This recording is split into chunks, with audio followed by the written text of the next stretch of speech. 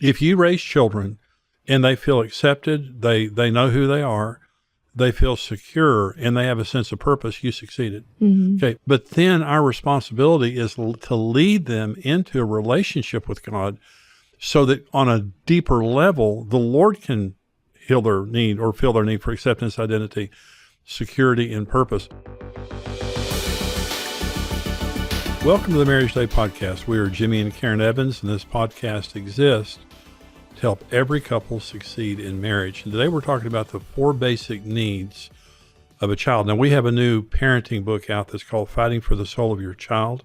Karen and I wrote this along with our daughter, Julie, and this is part of what's in the book. But the book is just there to help parents to really know what your purpose is and to succeed in parenting. Karen, we want to talk today. Welcome to the podcast. Thank you.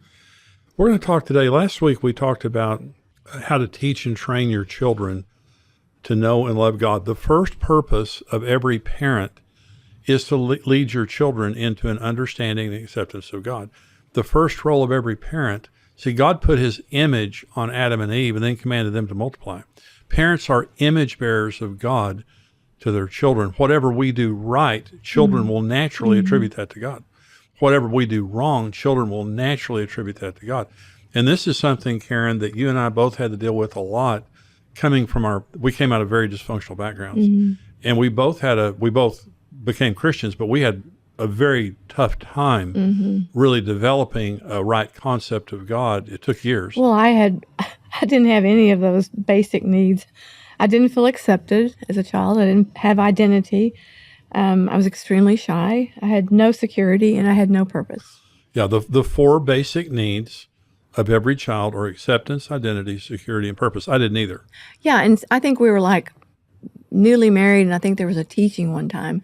I can't remember the name of the book, but it was a big deal, and it started teaching that. I was like, oh, okay, so there's an answer to this empty feeling. There's an answer to this, and so we had to get it first. You know, we had to take care of ourselves first before we could give it to our kids. Yeah. And so we went through the whole process of, knowing that we're accepted in God, knowing that we had our identity in God, knowing we had a purpose in God, knowing we had the security in God, because we couldn't make it about each other, because your spouse cannot make you your spouse cannot heal only what God can heal. That's right. And when you try to make your spouse meet those needs before you personally get healed, it's crippling. It's like a deficit. And so for you and I both, we had to start healing on our own. And it was hard because we were so young, we had our kids. Yeah. Well, the Marriage on the Rock book, exactly what you just said, Karen, that only God can meet our deepest needs. Acceptance, identity, security, and purpose, those are our deepest needs. Now, there are also needs that we have on a human level, but only God can meet them on the deepest level. And if we don't trust God to meet those, we naturally put the pressure on our spouse to meet those, and they can't meet Or it. we put the pressure on our kids have to be perfect. That's exactly right. Well, acceptance, identity, security, and purpose, those are our 4 biggest needs. But what we have to understand as parents is we are God to our children. Now, I said the first role of a parent is to lead your children into a relationship with the Lord. See, when children are born, they're 1 year old, 2 years old, 3 years old, 4 years old. We are God to them. We're their universe. And they want to be accepted. They want to have a sense of unique identity. In other words, not just be clumped with everybody else or forgotten and feel like they're not significant. Security, they need a secure environment. And see, a parent's marriage, a married couple's marriage is what makes a child feel most secure. My parents love each other. My parents, want to be together. They're going to stay together. And purpose, that your child has a purpose. And that purpose, first of all, it's industry, teaching your child to pick up after themselves and make the bed. But you have a purpose in this family. But you also have a purpose in God.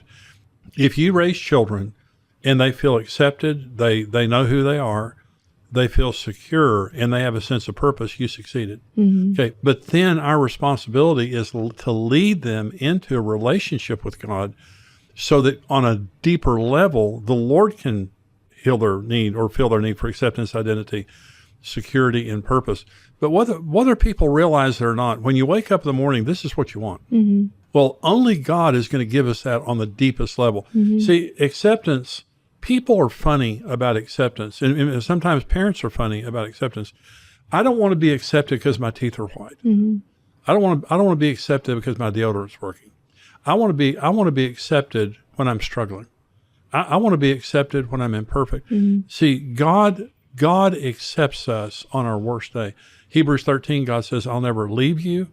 I will never forsake you. See, the opposite of acceptance is rejection. Your parents made you feel rejected growing up. My parents made me feel rejected growing up. I never felt acceptance on that level. Well, as Christian parents, we have to let our child know, I may not always approve of what you're doing. I'll always love you. Well, Julie and I are a good example of how I did it wrong because, like I said before, she was strong-willed and I was extremely insecure, painfully shy. And I was wishy-washy on my strength of being a parent and being firm. Like you were firm and you were not going to change, but I could be changed. So there was that imbalance. And so, but what Julie has told me from, being raised is what helped her the most is that we did set boundaries, that we did have rules. She said, if I hadn't had those rules, she said, I don't think I could have made it, because even though she resisted it and hated it, because she never did anything wrong. It was just that fighting of personality. Always contesting. Yeah, just that fighting of personalities. Yeah. And so, when I think back on that, I just think as hard as it was to try to enforce those rules, she came back later as an adult and said, I'm so glad you did. I needed that, Well, one of the experts on parenting is a guy that had camps for many years. Tens of thousands of young people came to his camps. And every summer he gave them a survey. And on the survey, he asked them, what do you need most from your parents? All the years, all the tens of thousands of young people that came down there, the number one answer was rules. The kids said, I need rules. Well, they don't want the rules to be legalistic. Legalistic just means there's no fun. You can't even smile. If it feels good, don't even think about it. Okay, we raised our kids to have fun. We raised our children for the Lord. We had rules and boundaries, but we let them have fun. And our home was a fun place to be, and your home should be a fun place to be, and you should be fun people. Legalism is just it's ultra religious kind of stuff, and so if your rules are fair, there's acceptance and accountability.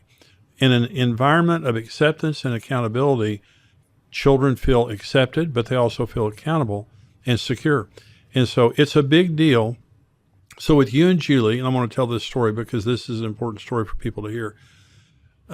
You fought with Julie every day, and Julie would go in your closet and get clothes, and you fight with her about it and stuff. And it wasn't so much she got clothes; it's just her attitude. I know, yeah, I know. So, and then Brent, when Brent got 12 or 13, he started contesting you, and he was 6 feet tall. So I was talking with a friend of mine one day, a pastor friend of mine one day at lunch.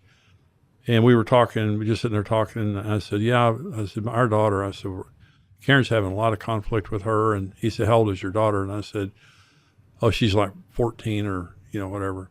And he said, well, I'm going to tell you something. He said, 'cause we have two children, a son and a daughter, just like you. And he said, and we've had the same problem you have. He said, so let me tell you something that we've learned. He said, women are designed for young children. Men are designed for older children. It's not as though that young children don't need a father and older children don't need a mother. But the emphasis when kids are young, women are emotionally designed to raise young children. They just are. But he said, so here's what happened. When a girl turns 11 or 12 or 13, her mother becomes another woman.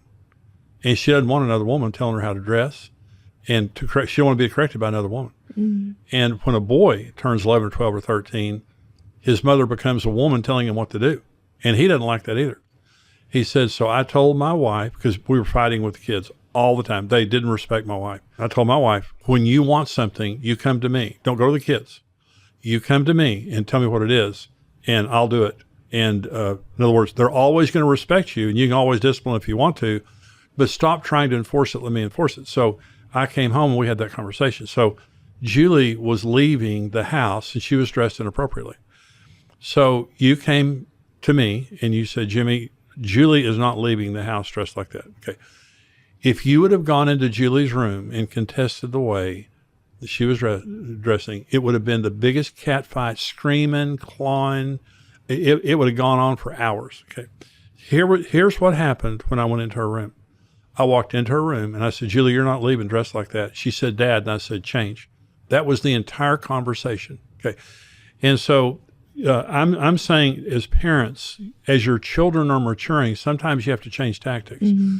When we did that, it changed everything. Mm-hmm. And with your relationship with Julie, what Julie knew is if you had something to say, you were going to say it through me, and she wasn't going to get away with it. Mm-hmm. Well, it changed your relationship with Julie. It also changed our relationship because we had a lot of tension in our home and in our relationship because you and Julie were fighting all the time. Mm-hmm. And I felt some sympathy for Julie, but I was wrong. I mean, I was wrong in pinning that. But so I just think that we have to remember when we're parenting to do it as a united front. So you and I would go in the room, in the bedroom, and we would have a conversation about the kids. We never had it in front of the kids. Mm-hmm. If Julie came up and asked me a question, Dad, can I do this? I'd say, let me ask your mother. We didn't let them divide us. Mm-hmm. So we made all of our parenting decisions together and we enforced them together. Mm-hmm. So there wasn't a good cop, bad cop going on, and the kids weren't able to divide us. Mm-hmm. Well, and I think too that to kind of summarize, the parenting thing is, everything we're saying to do that's godly and it works. It really does. And so, but there's not going to be a perfect child. It's just not impossible. There's just not going to happen. So I'm saying that to say, now that our kids are older, it's been fun to sit around at night and talk about things that they remember in their childhood and the stories they tell us back that they remember. And we're just like, what? And so, the fun thing is having adults that are our friends. We're friends with our kids. And we have a good time together, and we talk about stuff, and they raise their kids just like we raised them. Exactly. And so, but they're don't be surprised, when you come to the end of parenting, that your kids don't come back and say, well, but this and this and this, and don't take it personally. Yeah. It's just if they turned out great, then you and God and everybody else had a good time. Well, we put everything we know about parenting basically in a new book, Fighting for the Soul of Your Child. We wrote this, Karen, along with Julie. Mm-hmm. And this is a parenting book for a new generation, and very biblical, very biblically based. But we're talking about how to win the war over your child's heart, which is the most important battle. And it begins with us. The book begins with who we are as parents and how we can prepare for parenting. So Fighting for the Soul of Your Child, you can get it at xomarriage.com. You can also get it on amazon.com. Thank you so much today for joining us for the Marriage Today podcast. We'll see you next time. Goodbye.